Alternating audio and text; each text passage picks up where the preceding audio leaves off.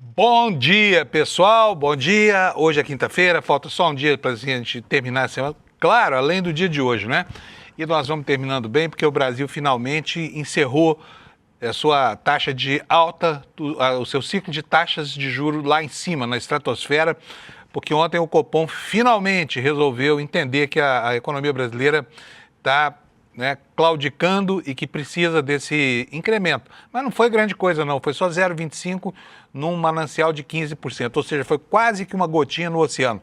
Mas a boa notícia é que encerra-se assim esse ciclo irracional de altas contra o qual a gente se insurgiu aqui desde o primeiro momento, porque o Banco Central, desde Campo Neto, queria paralisar a economia para colocar a inflação no centro da meta, e por volta de 3%. Né? Então a notícia é boa, pode ser que no futuro distante, daqui a muito tempo, quando o Banco Central resolver aumentar o ritmo de desaceleração ou o ritmo de acelerar o ritmo de queda da taxa de juros, o país passe a ser um lugar palatável para quem quer empreender, por exemplo, para quem precisa de dinheiro, para quem quer montar um negócio, precisa de capital de giro, precisa de dinheiro de investimento, porque tudo isso num país cuja taxa básica é de 15% ao ano é inviável, né?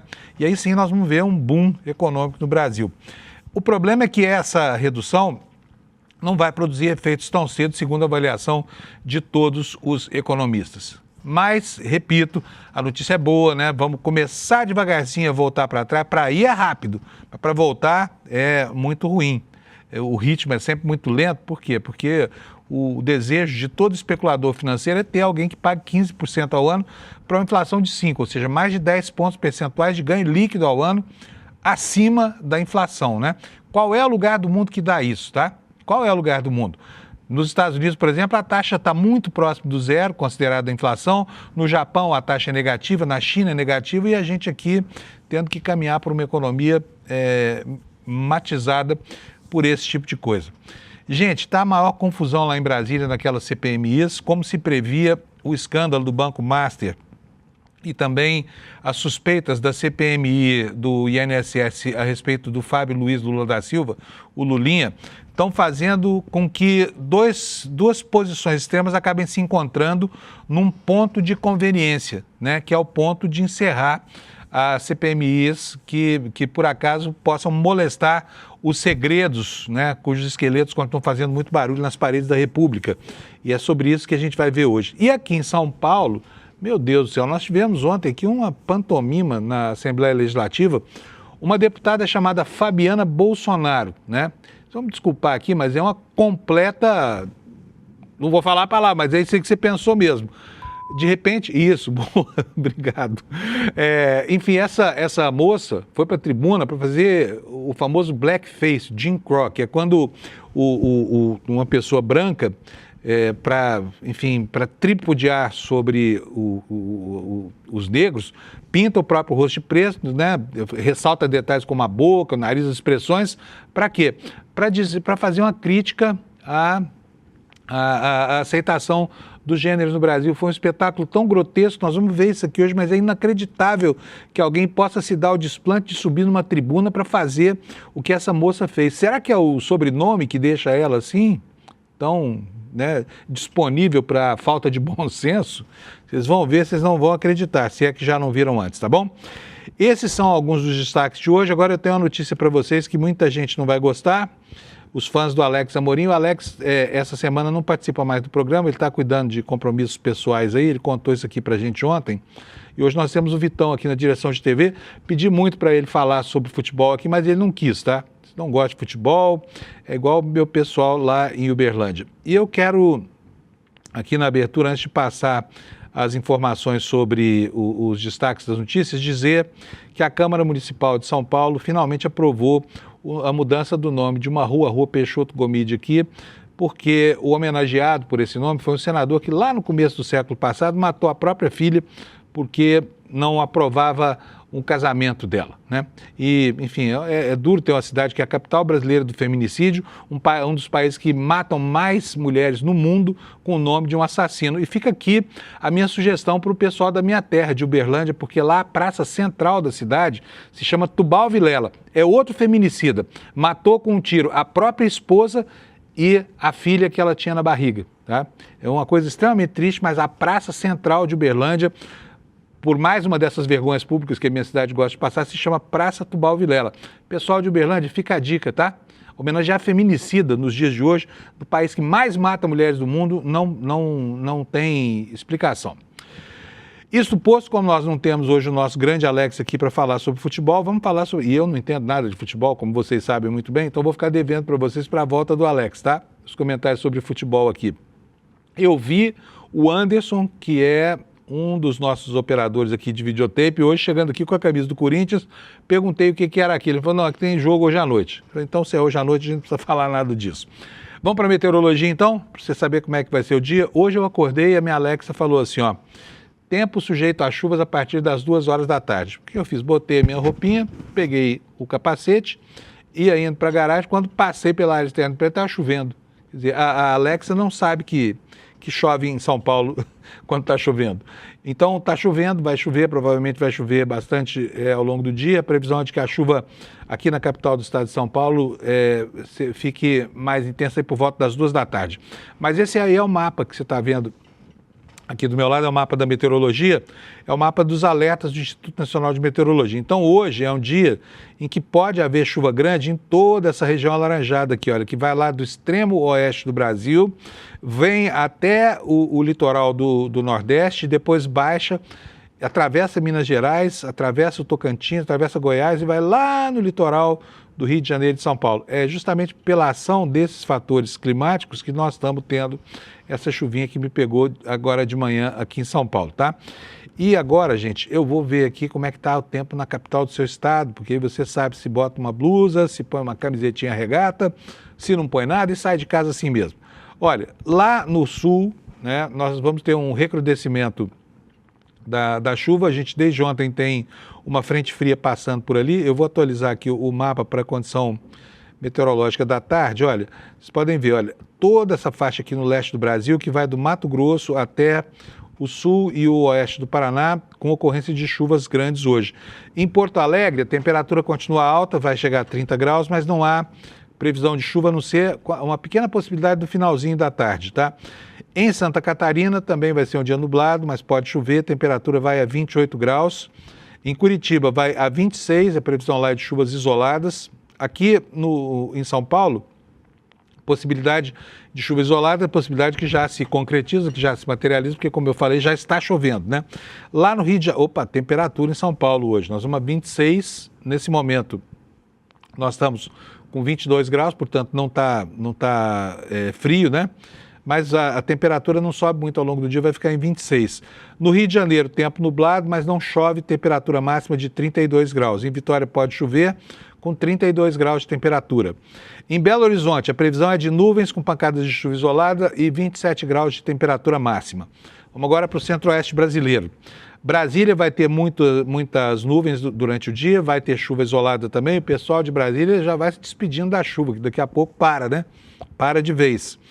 E a temperatura lá vai a 29 graus, portanto vai ser um dia quente. Em Goiânia, 1 grau a mais, com a mesma previsão meteorológica, pancadas de chuvas isoladas, máxima de 30 graus. Em Campo Grande vai fazer 29 graus nas horas mais quentes e deve chover também a mesma coisa em Cuiabá, que terá máxima de 32 graus. Em Porto Velho, 30 graus, chove por lá, chove mais ainda em Rio Branco, que também terá 32 graus. Em Manaus, a temperatura máxima do dia será de 33 e lá em Boa Vista, que tem sido, na última semana, a capital mais quente do Brasil, 36 graus, só com nuvens no céu, mas sem previsão de chuva. No Amapá, em Macapá, nuvens com pancadas de chuva e máxima de 29 graus Celsius, num dia em que a variação também vai ser pequena, só 5 graus de gradiente térmico, porque agora lá está 24 graus e vai a 29 na hora mais quente do dia. E em Belém, 30 graus Celsius, chove, né? E como é normal nessa época do ano. E em Palmas, no Tocantins, a previsão também é de chuvas isoladas com máxima de 32 graus, tá? Agora vamos começar os estados do Nordeste do Brasil. Em São Luís, previsão de chuva, máxima de 28 graus. Em Teresina, 30 graus, fresquinho. Muitas nuvens com pancadas de chuva. Lá em Fortaleza também deve chover, especialmente durante a tarde, com máxima de 30 graus Celsius. Nas demais capitais do Nordeste não chove. Então vamos lá, em Natal, temperatura máxima de 32, em João Pessoa também 32, em Recife também 32, em Maceió também 32, cadê Aracaju aqui? Aracaju 31, né? Muito mais frio. E finalmente em Salvador 26 graus, olha que coisa interessante, o dia começa com 25 e a máxima lá em Salvador, num dia bonito, de praia, vai a 26, quer dizer, de 25 para 26. A temperatura não se mexe hoje lá em Recife. Agora vamos para os nossos destaques. Aqui no site do ICL, no iclnoticias.com.br, eu só vou pedir para tirar, tira do ar para mim, porque eu vou atualizar aqui a página para a gente ver se alguma coisa mudou aqui na nossa manchete, porque todo dia às 7 horas da manhã o noticiário se renova, mas não mudou não, está aqui para vocês. Olha, a notícia principal hoje é sobre o que está acontecendo lá no Oriente Médio, onde a confusão está se generalizando. Você se lembra que outro dia o Trump falou para o mundo inteiro, nós vencemos, agora nós só vamos terminar o que falta fazer lá. Faltava tudo, né, pelo que se vê, porque o Irã não arrefece, não se rende. O Irã está tomando uma chuva de bombas lá, mas continua ativo e bombardeando a vizinhança. E ontem, campos de gás em Irã, no Irã foram alvo dos mísseis e de toda a artilharia pesada que tem nessa guerra. O que aconteceu em função disso? O preço do petróleo disparou, foi lá para cima. Disparou e disparou legal mesmo. Ontem o petróleo chegou a ser vendido a mais de 120 dólares o barril do tipo Brent, tá? Daqui a pouquinho a gente vai fazer aqui uma atualização para ver como é que está se comportando. Aliás, eu vou fazer essa atualização agora mesmo. Olha, está aqui na tela de vocês. Esse aqui é o gráfico da evolução do preço do petróleo com a variação de um dia, tá? Então vocês podem ver aqui, olha, ele abre o dia de ontem, a 101 e aí, olha, vai ao longo de todo o dia aí em torno de 100 dólares o barril. Mas a partir das 3 horas da tarde, o gráfico começa a subir, como você está vendo aí, até o petróleo atingir uma cotação de 118 dólares e 48 centavos. Hoje, na abertura do mercado, baixou um pouco, né? Nós estamos agora, nesse momento aí, a 114,88. Mas já estamos acima do fechamento de ontem, que foi 114,24. Portanto, ninguém sabe o que vai acontecer com a cotação do petróleo, né? E isso gera repercussões por aqui e no mundo. Agora, quer ver só o gráfico de uma semana? Olha, peraí, esse aqui é o gráfico de um dia, eu estou dando para vocês o gráfico de uma semana. Esse aqui é o gráfico de um dia. Olha, ontem começou o dia a 103 e chegou até 118 dólares. Agora, nós estamos a 114, tá? Então, vamos lá. Em uma semana, a variação foi de 13,72%, tá? E aí começam as especulações no Brasil e no mundo, mas aqui ainda mais porque dono de posto de gasolina no Brasil não espera a coisa virar fato consumado. Basta especulação para que os preços comecem a subir e, de fato, já houve uma atualização de preço por conta da Petrobras. Então, esse é o assunto que está hoje na capa aqui do ICL, por causa da repercussão que isso pode ter aqui na nossa economia, tá bom? Israel ataca gás iraniano, guerra escala e o preço da energia explode. E aí o presidente dos Estados Unidos, que teve um ataque de pelanca lá, foi para a televisão ameaçando explodir tudo lá no Irã. O Jamil Chad vai atualizar para nós, nas reportagens dele, daqui a pouquinho aqui no jornal, o que está acontecendo por lá, tá? E aqui no Brasil, os caminhoneiros que começaram a semana falando já em abrir greve, agora avaliam as medidas do governo, porque o governo tomou várias medidas, abriu mão de PIS/COFINS enfim, a Petrobras hoje tem uma política que é mais ou menos um colchão, né, de não transferir aumentos de preço que podem ser sazonais ou episódicos para os preços dos seus produtos para não contaminar toda a economia, mas agora não dá. Por quê? Porque a diferença entre o momento que antecede essa guerra e agora, ele é muito diferente, eles são muito diferentes esses dois momentos, né? Mas os caminhoneiros estão avaliando melhor a história da greve e podem parar com as ameaças por causa do impacto dessas medidas do governo, tá? Outros destaques aqui, como eu falei logo na abertura, o Banco Central reduziu os juros pela primeira vez desde 2024. A taxa está lá em cima ainda, 14,75%, mas houve um movimento, né, de retroagir do Banco Central. Sobre a polêmica que envolve Brasil e Estados Unidos, em relação à qualificação dos nossos grupos criminosos como grupos terroristas, que é uma decisão que está para ser anunciada pelo governo Trump, que está louco para encontrar uma justificativa para uma intervenção mais pontual e mais forte aqui na América Latina, né? E agora a BIM brasileira está avaliando que essa designação, né, de grupo terrorista abre sim brecha para uma interferência estrangeira aqui no nosso país, né? Como se não bastasse o que já se espera aí de interferência no processo eleitoral, ainda temos mais essa para enfrentar.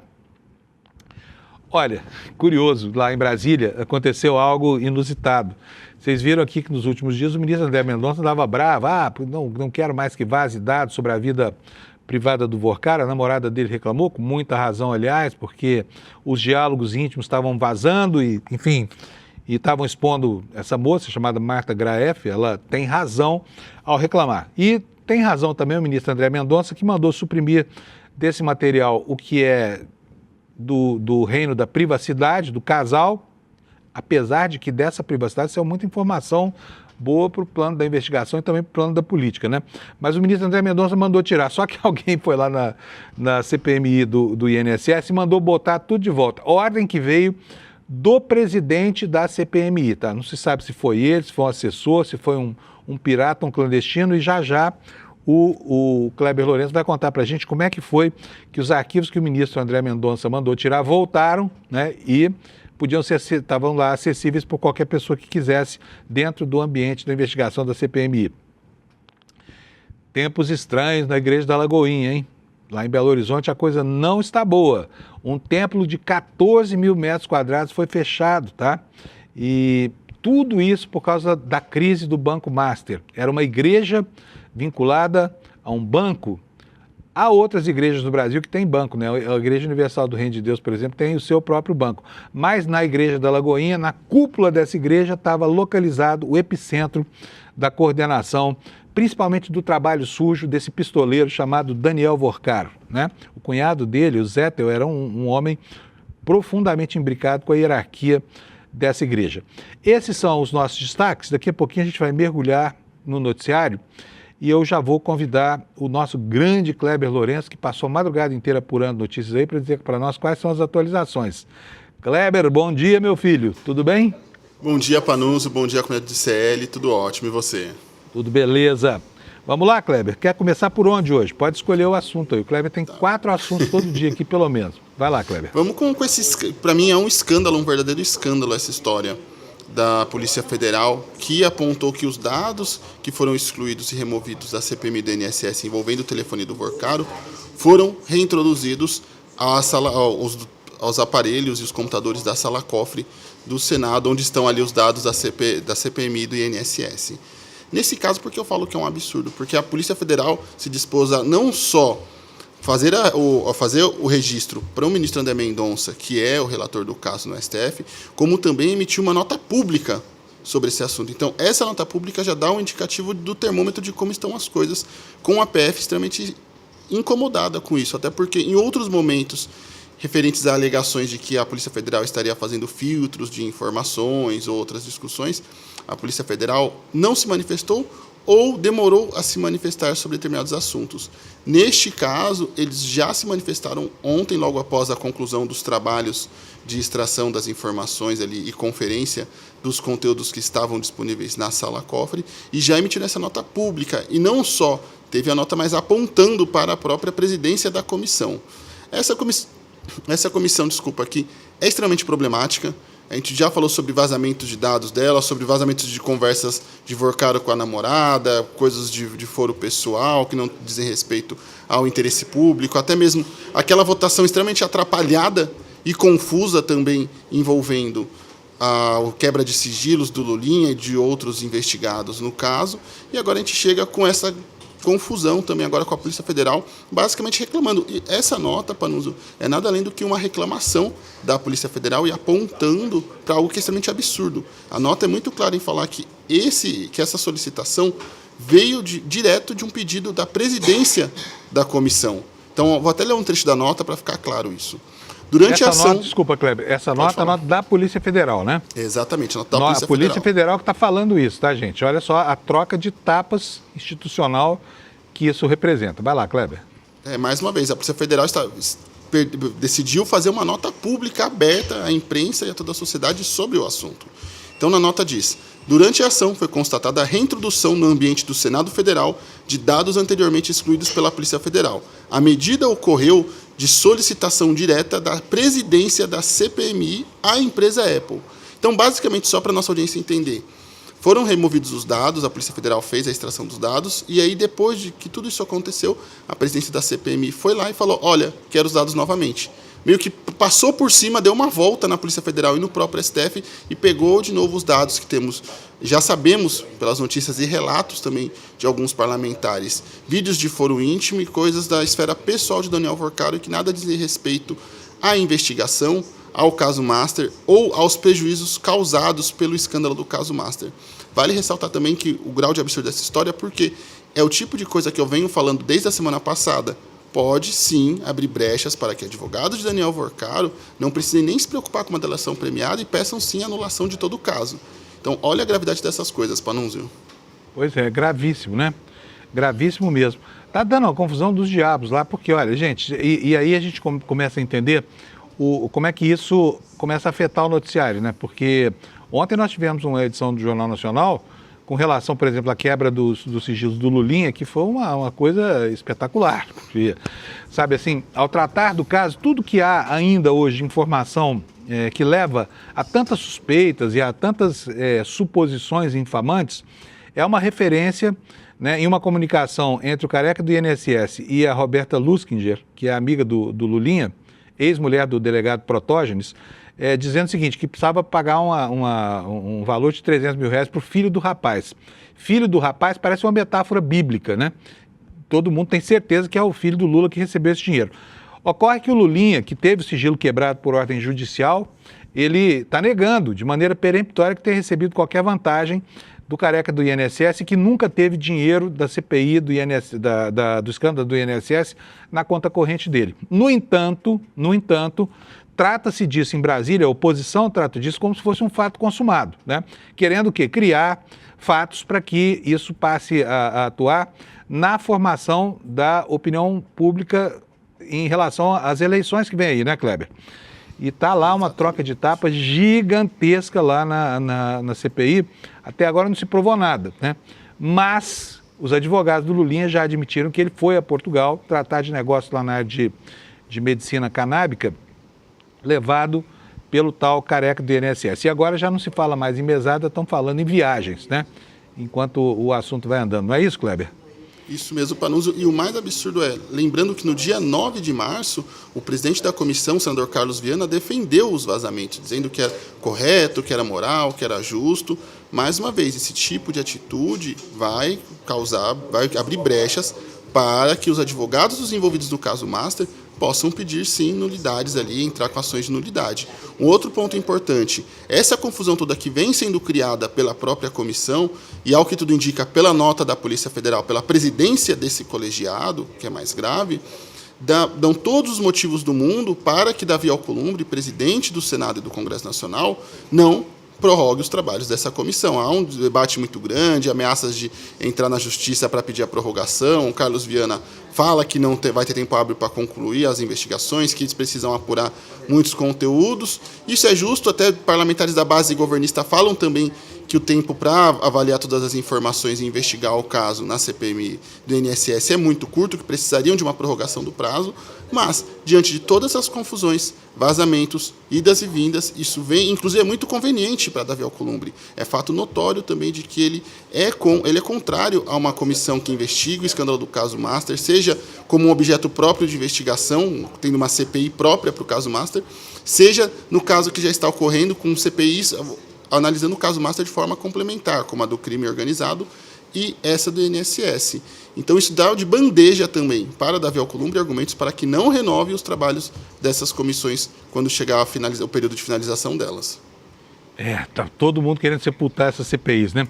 Vamos falar um pouquinho da outra, do crime organizado, porque ontem teve um depoimento importante lá em Brasília, um advogado chamado Vladimir Timmerman, ou Vladimir Timmerman é o nome dele. Esse cara é fundador de uma dessas empresas gestoras de fundos aí, chamada Ash Capital. E ele deu um depoimento e afirmou categoricamente que o dono do Banco Master não era o Daniel Vorcaro. Quem seria, então, o dono do Banco Master por trás do Vorcaro? Hein, Kleber?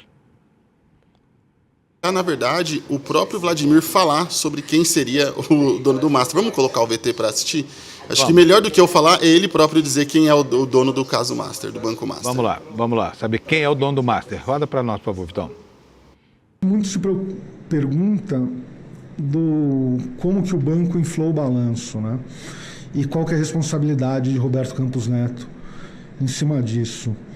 Eu fiz uma denúncia para o Banco Central em 2023, onde mencionava especificamente as operações com precatórios, pré-precatórios.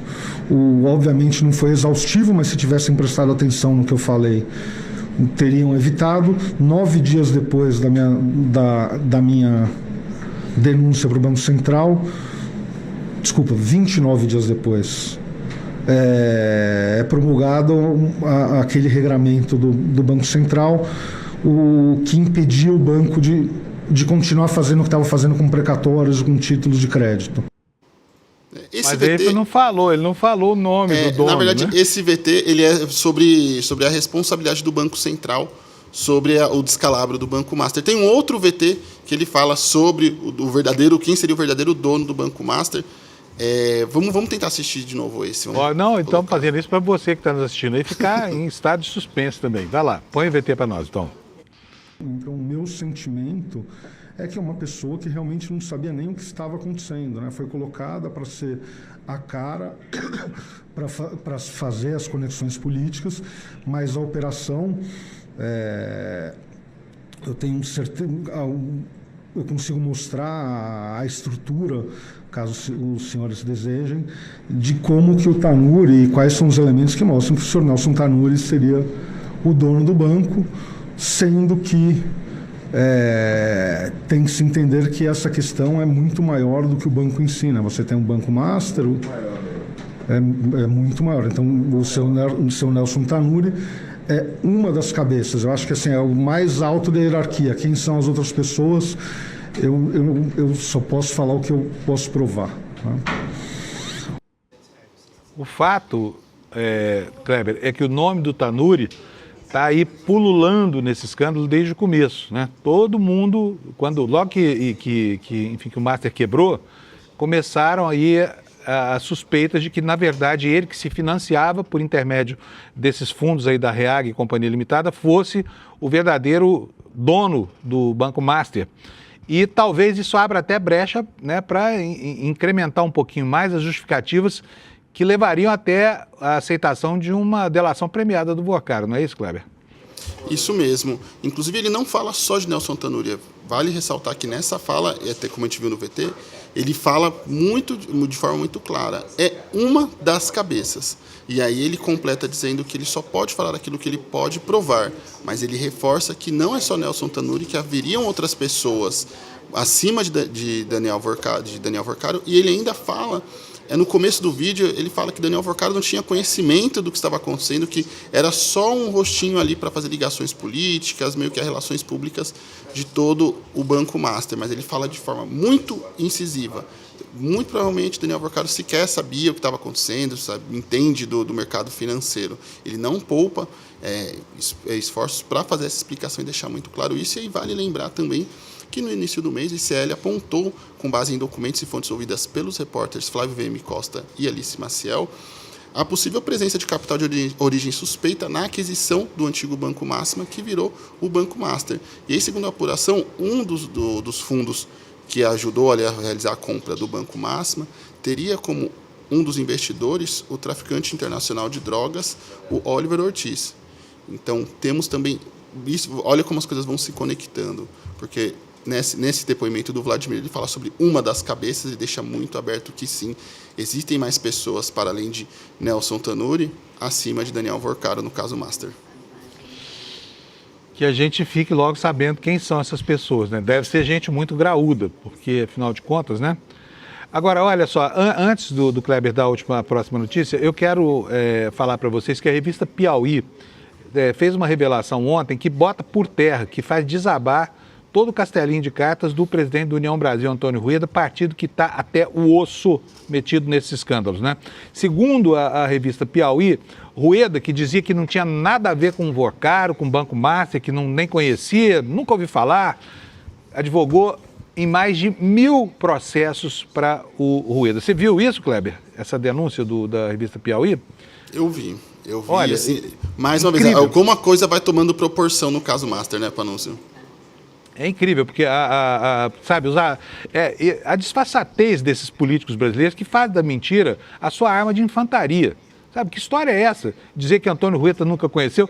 O Rueda, segundo o Matozinho, que era o piloto do tráfico aqui na TAP, né, aquela empresa de táxi aéreo do interior do estado de São Paulo, esse cara transportava os cabeças do PCC, segundo o denunciante, segundo o piloto que trabalhava para ele, aviões que tinham lá na empresa donos que eram meros testes de ferro do Rueda, tá? Esse sujeito que, aliás, cuja origem é um mistério, não tem mandato, nunca teve vida política, mas tá lá, é o dono do União Brasil, né? Partido que, eu repito, tá nisso até o talo, tá? Tá nisso até o talo. Vale lembrar as brigas que ele teve também com o antigo dono do PSL, quando se fundiu ali o Democratas e o PSL, para o comando do União Brasil. Acusações de tentativa de homicídio, de um botar fogo na casa do outro, assim, foi uma confusão absurda que os noticiários acompanharam na ocasião e que davam ali um pouco do tom do que estava por vir, Panúncio. Pois é, pois é. Próximo assunto agora, Kleber, qual é? Essa confusão dos caminhoneiros, né, Panúncio? Porque Isso.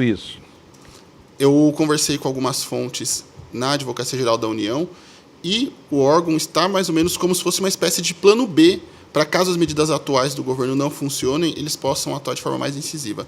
Conversei com um membro do alto escalão e eu perguntei para ele, olha, se essas medidas atuais do governo não funcionarem, ali, fiscalização, mostrar as empresas que não respeitam o frete mínimo, multar as empresas que não respeitam o frete mínimo, o que mais pode acontecer para que possa se combater esse problema da questão da greve dos caminhoneiros? E segundo essa fonte, me disse, vou até ler o que ela me mandou, não descartamos nada. Por hora, vamos aguardar o resultado das ações. Porém, em segundo plano, o que não está descartado na lista, ações civis públicas que requerem indenização por danos morais e materiais coletivos contra distribuidoras de combustíveis e grupos de rede de postos, os quais estão praticando preços abusivos ao transferir aumentos sem justificativa mercadológica. Então, o governo brasileiro pode, inclusive, processar esses postos de combustíveis caso eles desobedeçam às fiscalizações e caso eles estejam fazendo, sim, aumentos abusivos de preços dos combustíveis. Então, é mais um plano ali que está na manga do governo e que pode, sim, ser usado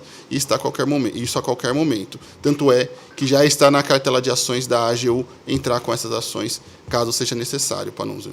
Pois é, estamos mal parados no Brasil com relação a esse segmento aí dos distribuidores. Eu não quero fazer nenhuma generalização aqui, não, mas é um segmento matizado, né, por duas chagas. Uma delas é a cartelização, a outra é a sujeição ao crime organizado.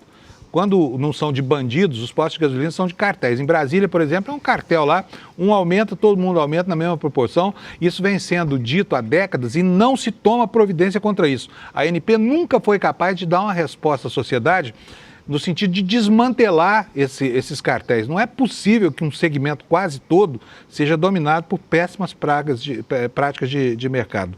Né, Kleber? Temos mais ou por hoje é só? Só um lembrete, porque voltaram as especulações de que Lula estaria operando para derrubar Dias Toffoli. A gente falou sobre isso em alguns momentos aqui no Desperta. Eu cheguei até a falar recentemente que dentro do Palácio do Planalto se trabalha com a possibilidade até mesmo de Lula conseguir, caso seja reeleito, de indicar 6 ministros do STF, contando ali caso Alexandre de Moraes e Dias Toffoli acabem ali caindo por conta do caso Master. E só lembrar que ainda em fevereiro deste ano, até mandei o link para você no grupo, Panunzio, mas em fevereiro desse ano a gente já tinha comentado sobre as suspeitas de ministros do Supremo Tribunal Federal, de que inclusive aquele episódio do relatório da Polícia Federal implicando Toffoli no caso Master seria uma ação orquestrada diretamente pelo presidente Lula para derrubar o ministro Dias Toffoli. Inclusive, não é segredo nenhum, é um fato notório de que Lula e Toffoli não se bicam, inclusive até porque Toffoli, enquanto Lula esteve preso, tomou uma medida que nem mesmo a ditadura foi capaz de fazer, que foi de proibir que o presidente Lula participasse do velório do seu irmão na ocasião. Falou que podia, inclusive, trazer o corpo do irmão para que ele pudesse ver e depois fosse enterrado. Mas ele guarda muita mágoa desse episódio que aconteceu enquanto ele esteve preso ali no caso da Lava Jato, das acusações envolvendo o Sérgio Moro, que até hoje não apresentou suas provas de acusações contra o presidente Lula, Panunzio. Pois é, quem quer vincular qualquer ação política de Toffoli a Lula hoje não vai conseguir encontrar um elemento de conexão, tá? Porque o Lula tem birra do Toffoli, foi realmente um ministro muito sacana. E outra coisa, o Toffoli, quando a gente olha a história dele, e eu até vou dizer para vocês, porque nós vamos ter novidades sobre isso nos próximos dias, tá? O Toffoli é um fenômeno meteórico na sua carreira jurídica, é um jovem que, filho de uma família humilde do interior de São Paulo, de Marília, no Oeste Paulista, teve uma infância e uma adolescência de classe média baixa, era muito mais esforçado que brilhante, passou no vestibular da Faculdade de Direito mais prestigiada do Brasil, que é a Faculdade de Direito do Largo de São Francisco, e aí teve que trabalhar como caixa de pizzaria para pagar as despesas de manutenção dele aqui em São Paulo. Mas ele se deixou levar pelo movimento estudantil, né? Naquele momento lá, anos 80, 90, ele conheceu o movimento estudantil e já conseguiu logo um emprego na CUT quando terminou a faculdade. Prestou 2 concursos para a magistratura, não passou nenhuma das vezes. Mas aquilo que o mérito acadêmico não deu a ele conseguiu pelo atalho da política, né? Porque ele acabou virando ministro do Supremo depois de uma carreira meteórica, foi assessor do PT, assessor da Casa Civil, 2 anos só de advogado-geral da União e pá, virou ministro do Supremo. Sem biografia, sem titulação, sem uma formação acadêmica brilhante, muito jovem e desconhecido de praticamente todo mundo, né? Esse é o perfil do ministro Dias Toffoli. Essa surpresa virou o que virou depois. Quando o irmão do Lula, o Vavá, morreu, Lula estava preso na cadeia, pediu à Justiça Federal do Paraná para que fosse ver o sepultamento do irmão, que era o irmão querido dele, e o Toffoli disse que não, que ao velório não iria, que ele iria para uma instituição militar, para onde o corpo deveria ser levado, para que o Lula se despedisse dele. E aí o Lula dispensou isso e nunca mais falou com o Dias Toffoli. Então eles não se toleram, eles não se bicam, tá? Kleber, é só isso, né? Por hoje? Só isso por hoje. Só isso, e tá amanhã ótimo. Temos mais. Maravilha, um abração para você, muito obrigado. Abraço, viu? tchau. Vou ler aqui para vocês a matéria da revista Piauí.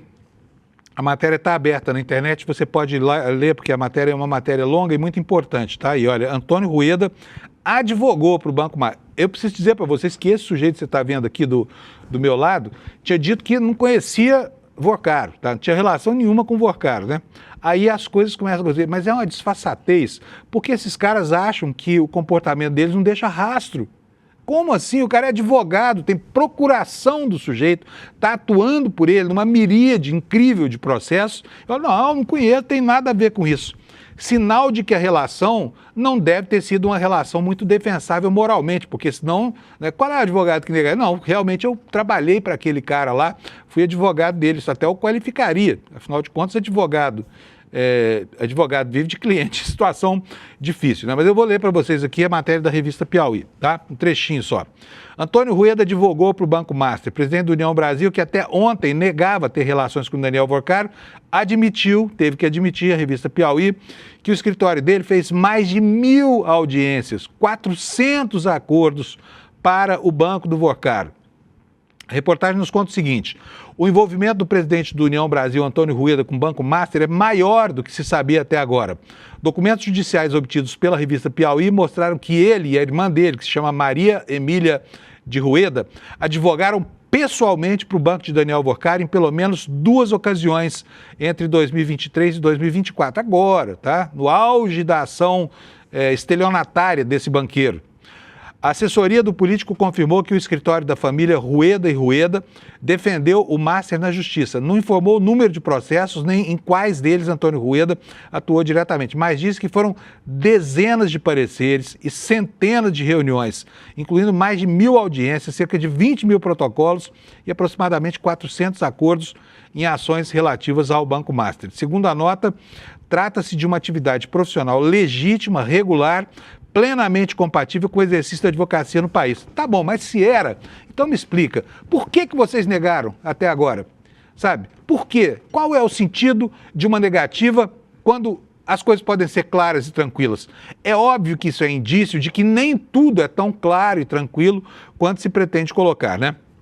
A revista assinala o seguinte: a informação, no entanto, contradiz uma outra nota divulgada por Rueda na terça, dia 17, tá? Hoje é dia 19, então foi anteontem, tá? Terça-feira passada, anteontem, o Rueda divulgou essa nota, dizendo o seguinte, olha, o político havia dito que não possui qualquer relação com o Vorcaro, além de contatos sociais eventuais. Essa nota foi divulgada depois que o jornal O Globo revelou a existência de conversas entre Vorcaro e o então presidente do BRB, Paulo Henrique Costa, que mencionavam o nome de Rueda. Rueda participou diretamente de pelo menos um processo participou diretamente como advogado, com procuração e tudo mais, tá? O que mais se diz aqui? Trata-se de uma ação movida contra o banco pelo Instituto Defesa Coletiva. Era já algo que prenunciava a ação vigarista desse banco, tá? Por quê?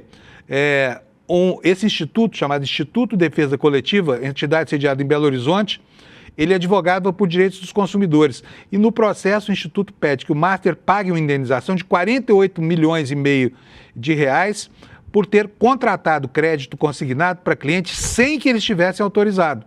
Então, a face estelionatária do banco em relação a esses contratos de crédito consignado já estava caracterizada ali. O Rueda advogou para eles, e aí esse sujeito vem a público, não conheço, não tenho nada a ver com isso. Aí basta levantar no site dos tribunais, né, botar o nome dele lá, para ver se atuou ou não como advogado. Foi o que a revista Piauí fez, tá? A revista diz aqui que o processo mais antigo que conseguiu identificar data de março de 2023, tá? Auge da atuação do Banco Master. Foi conduzido por quem? Pela irmã do Rueda, pela dona Maria Emília, no Tribunal de Justiça do Rio de Janeiro. Ela defendeu o Master contra uma decisão de primeira instância que limitou descontos do contra-cheque de uma aposentada a 30% da sua renda. Provavelmente esse contrato dizia respeito a crédito obtido aí sem o consentimento de quem aparece como devedor nesse contrato, tá bom? Então é isso aqui. Não acredite numa palavra desse sujeito chamado Antônio Rueda. Ela não vale nada. Ele se desmente por escrito, tá? Ele faz notas negando aquilo que 2 dias depois acaba aparecendo na imprensa. O que ele diz, o que ele afirma, não tem valor, a não ser para os comparsas dele lá em Brasília, tá? Essa turma toda que está aí, ó, acumpliciada com tudo quanto é escândalo da República, tá? Porque esse partido é useiro e vezeiro em participar de tudo quanto é evento deletério para as instituições brasileiras. Vamos continuar falando mais um pouquinho sobre isso. Olha, na CPMI do INSS, o pau está quebrando, né? E está quebrando agora tanto que governo e oposição encontraram um ponto de convergência, segundo matéria do jornal O Globo, né? A manchete diz o seguinte: caso Master e Lulinha levam o PT e o Centrão a atuarem para sepultar a CPMI do INSS. E aqui, antes de ler o lead, a introdução da matéria para vocês, eu preciso explicar aqui que esse é um ambiente que está se formando já há muito tempo, hein? É um ambiente de dupla conveniência, como nós vamos ver aqui agora. O avanço das investigações sobre a relação de Fábio Luiz Lula da Silva, Lulinha, como um dos principais pivôs do escândalo de desvio de aposentadorias e das apurações sobre o Banco Master, acabou aproximando o PT e o Centrão na tentativa de barrar a prorrogação dos trabalhos da CPMI do INSS. Em lados opostos, na maior parte das disputas recentes, governistas e dirigentes de partidos do bloco passaram a atuar contra o prolongamento das apurações feitas pelo colegiado, cujo prazo termina na próxima semana. A matéria diz o seguinte: sem ambiente político para convencer a cúpula do Legislativo, a CPMI recorreu ao Supremo Tribunal Federal na tentativa de garantir uma sobrevida. E a avaliação hoje é que o caso deixou de representar apenas um problema para o governo e passou a atingir também lideranças e quadros relevantes do centro e da direita após a divulgação das mensagens e registros que expuseram as relações do banqueiro Daniel Vorcaro com personagens de peso da política nacional. Isso aqui é uma afirmação que tem uma conotação política absolutamente clara e perceptível aqui, tá bom? Porque As tentativas de vincular esse escândalo ao governo Lula são tentativas vãs, porque não existe um elemento de conexão. Apesar de que o comportamento de autoridades vinculadas em algum momento ao governo é um comportamento questionável. A gente tem dito e repetido por aqui. Mas esse escândalo não pertence ao campo progressista. Esse escândalo pertence à direita brasileira. É ali que está a fonte de toda a corrupção que aconteceu, pelo menos no que já é visível, né, desse iceberg enfim, do desserviço público aí chamado Banco Master, tá? Escândalo do Banco Master. E o jornal arremata dizendo que o efeito, né, desse envolvimento de tanta gente de um lado e de outro foi aproximar interesses que até aqui corriam separados. De um lado, o Planalto tenta conter o desgaste provocado pelo episódio, né, principalmente por causa do caso do Lulinha. E de um outro lado, partidos do Centrão buscam evitar que a comissão continue revelando conexões incômodas em pleno ano eleitoral. Essa é uma daquelas coisas em que a gente acaba torcendo mesmo pela briga, né? Por falar em briga, lá no Supremo Tribunal Federal, como você está vendo aí noutra manchete do Globo, a coisa também continua bastante complicada lá. O ministro Fachin segue isolado na sua tentativa de impor aos colegas um código de decência para que não haja o que está havendo hoje, em que o mau comportamento de 2 ministros acabou arrastando a corte inteira para a lama, né? É do que trata essa matéria do Globo. Uma reunião por uma bandeira branca, por um movimento de pacificação articulado por Fachin, fracassou e isso acaba expondo a pancadaria que o jornal chama aqui de desconexão entre os ministros do Supremo. A matéria diz o seguinte: em meio ao avanço do escândalo do Banco Master, uma tentativa de distensionar o ambiente interno do Supremo Tribunal Federal produziu o efeito contrário e acabou aprofundando a desconfiança de parte da Corte em relação à condução do presidente, o ministro Edson Fachin. Na quarta-feira da semana passada, Fachin costurou numa reunião reservada com os ministros aliados a Gilmar Mendes e Alexandre de Moraes em um movimento para estender uma espécie de bandeira branca com o objetivo de reduzir o nível de atrito. Na sequência, outros ministros passaram a integrar essa reunião. Segundo relatos feitos ao Globo, o encontro foi marcado por uma sinalização do presidente do Supremo de que buscaria maior alinhamento interno na condução dos temas sensíveis da Corte, especialmente aqueles com maior impacto político. A leitura naquele momento foi de que haveria uma tentativa de recompor as pontes e diminuir a percepção de decisões isoladas. Nos dias seguintes, porém, interlocutores desses ministros passaram a apontar um descumprimento do que havia sido combinado na reunião. O principal motivo foi o discurso feito por Fachin na segunda-feira, no qual voltou a defender a autocontenção do Supremo e a necessidade de humildade institucional em meio às pressões externas. A fala foi recebida com incômodo por integrantes da ala ligada a Moraes e Gilmar Mendes, que interpretaram o posicionamento como um retorno à linha que vinha sendo alvo de críticas internas, o que, na avaliação desse grupo, não dialoga com o momento enfrentado pela Corte.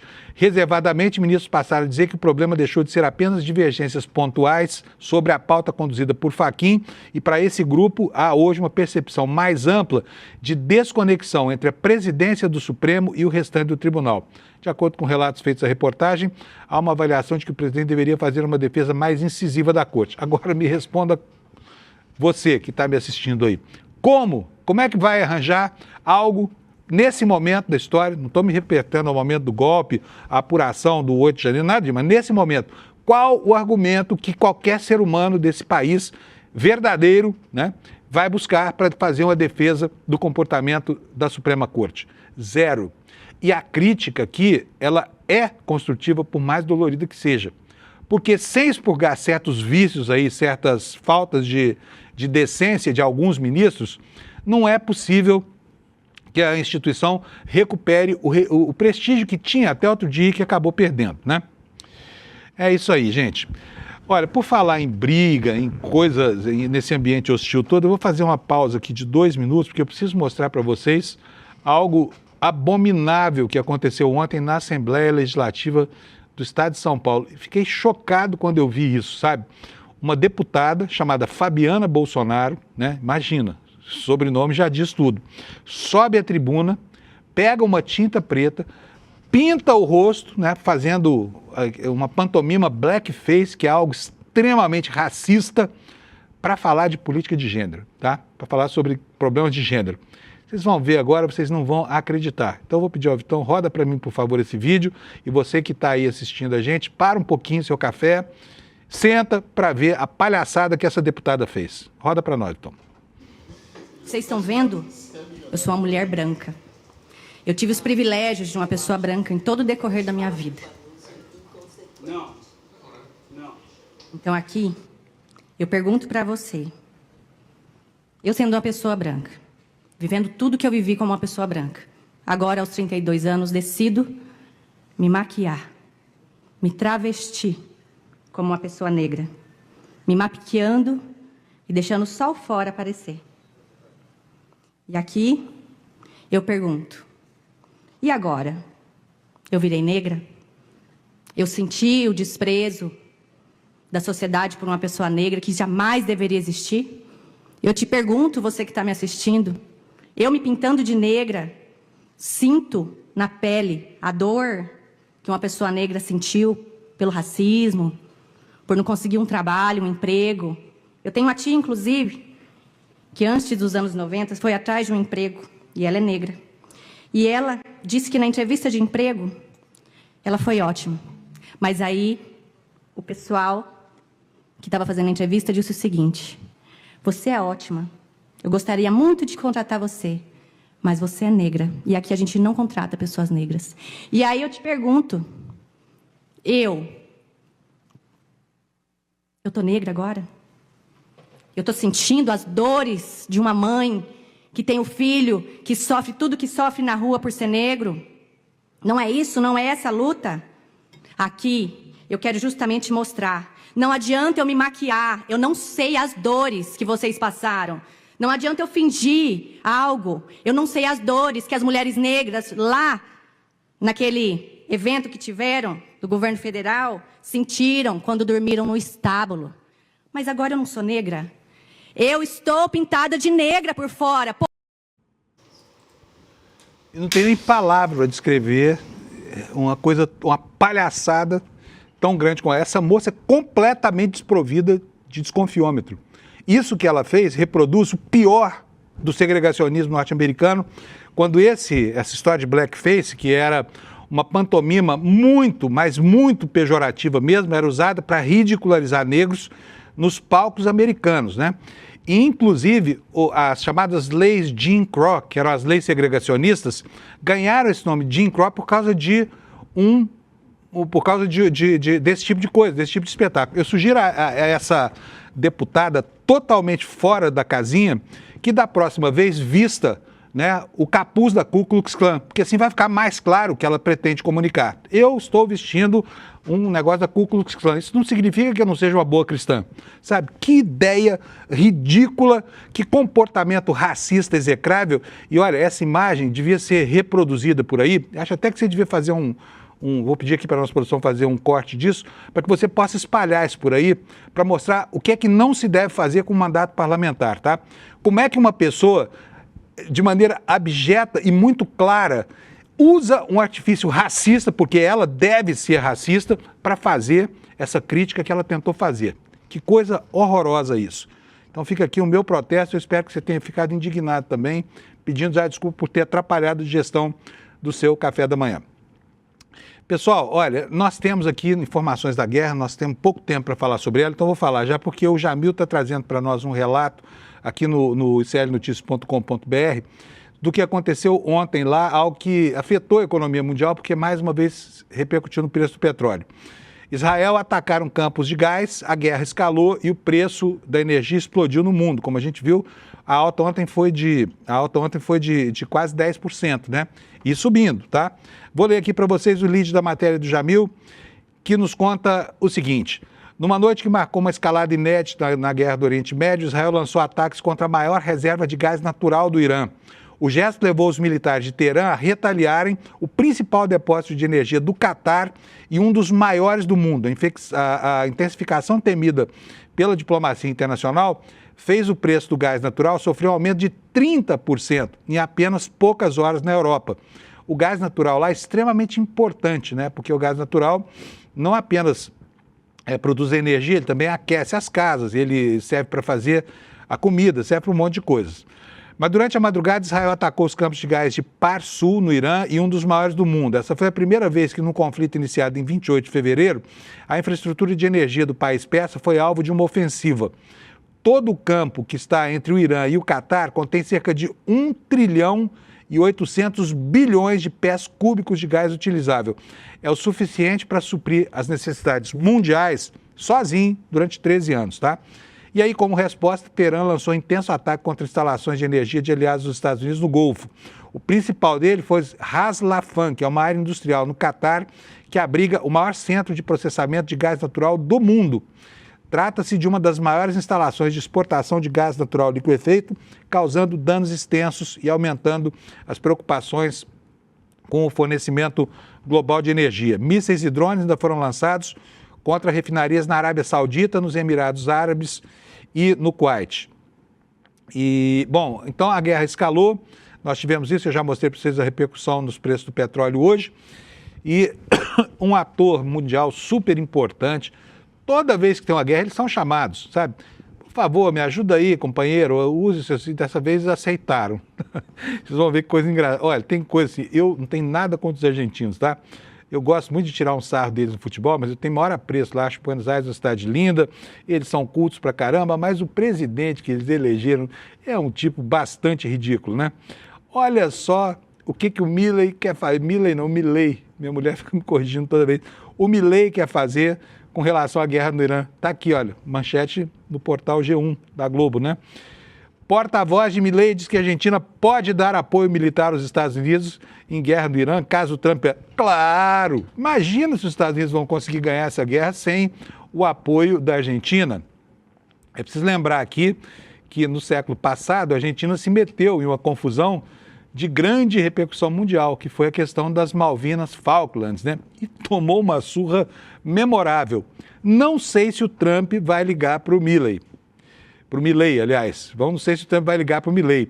E tampouco sei o que é que o Milei poderia fazer para ajudar os Estados Unidos, por exemplo, a ganhar essa guerra, talvez desobstruir o canal, o Estreito de Hormuz e tudo mais. Mas vamos aguardar, né? Quem sabe se a Armada Argentina não vai lá redimir os novos fascistas do mundo, emprestando ao Trump aquilo que ele não tem como arma de guerra para vencer o Irã nessa parada aí, tá bom?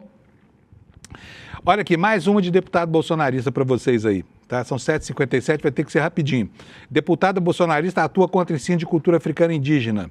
Vamos ver o que é isso aqui. A Defensoria Pública da União, por meio dos grupos de trabalho de políticas etnorraciais de povos indígenas, repudiou o teor de um projeto de lei apresentado por quem? Por uma bolsonarista chamada Clarissa Tércio, do PP do Ceará, na Câmara dos Deputados. O texto, que em tramitação na Comissão de Direitos Humanos, acaba com a obrigatoriedade do ensino de cultura afro-brasileira e indígena dos ensinos fundamental e médio. Aí vamos estudar o quê? Vamos estudar só a chegada dos portugueses lá, porque essa é a história dos brancos, né? Que chegaram da Europa e, enfim, já encontraram o mundo. O mundo não passa a existir no momento em que o primeiro português bota os pés numa praia brasileira. Vamos estudar só a história da colonização do continente e o povo que morava aqui vai ser esquecido?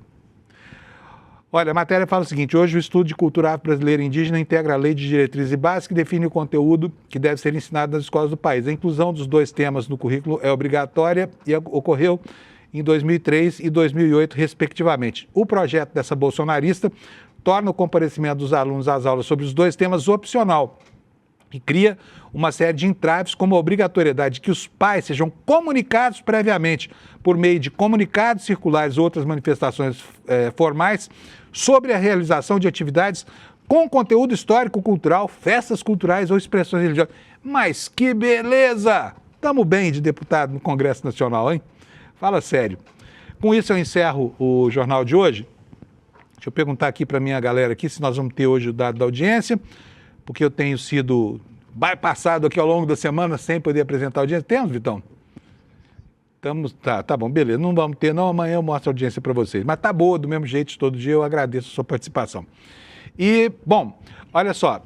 Hoje, o apelo que eu faço aqui no finalzinho, quando a gente sempre coloca aqui uma mensagem institucional, é que para você ajude a fortalecer o nosso canal principal, que são os nossos canais principais, que são os canais do YouTube na internet. É muito simples, é um gesto seu, não custa nada. Um like, um comentário ou então a inscrição no canal já são muito importantes para que os algoritmos acabem impulsionando a gente para mais pessoas que não sabem ainda da nossa existência, tá bom? Então, se você gosta do ICL, faz um favor para nós. Vai lá, se inscreve no canal, você passa a receber a notificação todo dia, dá um joinha se gostou, deixa lá um dislike se não gostou e assim você ajuda a espalhar por aí a nossa proposta desse jornalismo tão claro e transparente com o qual você já está acostumado todo santo dia, tá bom? Bom dia para você, espero que você tenha uma quinta-feira maravilhosa e amanhã a gente se encontra aqui às 7 da manhã para encerrar a semana. Valeu, obrigado pela sua audiência. O objetivo é limpar a cena do crime para a macharada. E o trabalho deles era assassinar reputações. Essa filosofia aí do homem da vida, esse energúmeno aí,